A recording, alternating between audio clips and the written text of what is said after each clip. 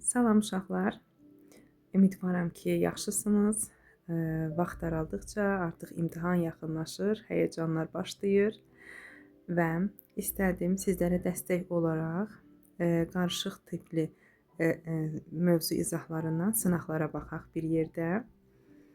Birinci sualımız passive voice-a aiddir və biz bilirik ki, passive voice to be istəgələk verbic quruluşu ilə olan cümlələrdir və baxaq. Birinci, deməli, is covered. Biz bilirik ki, to be üstəgələk verbic, bəli, bu passive voice quruluşudur.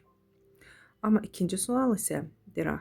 There ilə başlayan cümlələrimiz, there, there was, there were tipli cümlələr, bunlar passive voice sayılmırlar. Ona görə nə olsun burada are var, taken var, yox, yanlışdır.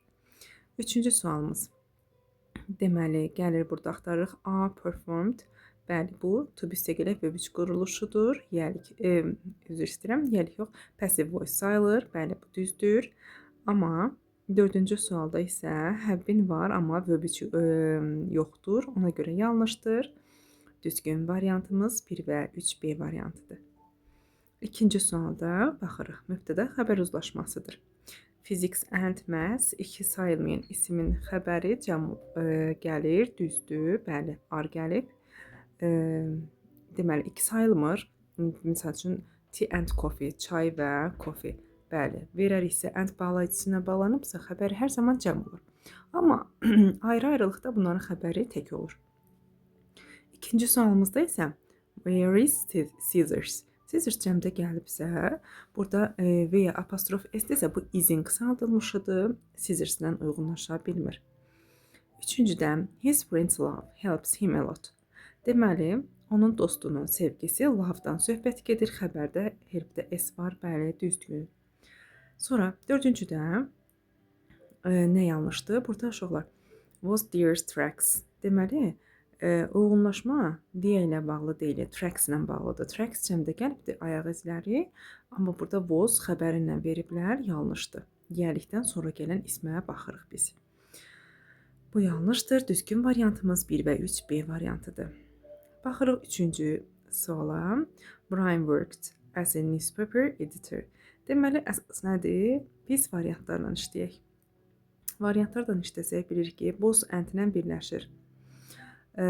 Deməli, bir də not and deyə bir şey yoxdur. 2 ilə 3-ü çıxanda düzgün variantımız 1 və 4B variantı qalır. Sonra baxırıq dördüncü sualda əvəzliklərlə bağlıdır. Expect feildir. Feillərdən sonra nə gəlir? Object. Və ikinci tərəfə baxırıq, isim gəlibdir, house və bizə yelik isim lazımdır da. Bir, bu quruluşa uyğundur. İkinci də hours var, ikinci tərəfdən house-la uyğun gəlmir. 3 düz gəlir, 1, 3. Dördüncü də mine gələ bilməz, çünki house var orada.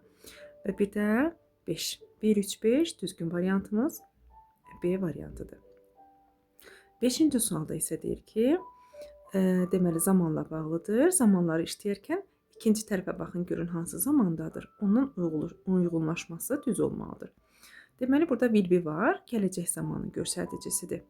Və birinci tərəf boşluqda if gəlibdir. If-dən sonra ikinci bir gələcək gələ bilmir deyə B gedir, A gedir.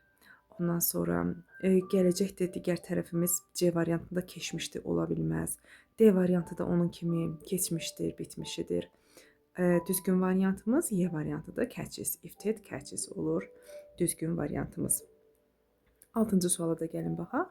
Deməli, useful. Useful-dan önə artiklı keçibsə, deməli uyğunlaşmanı ona uyğun götürməliyik.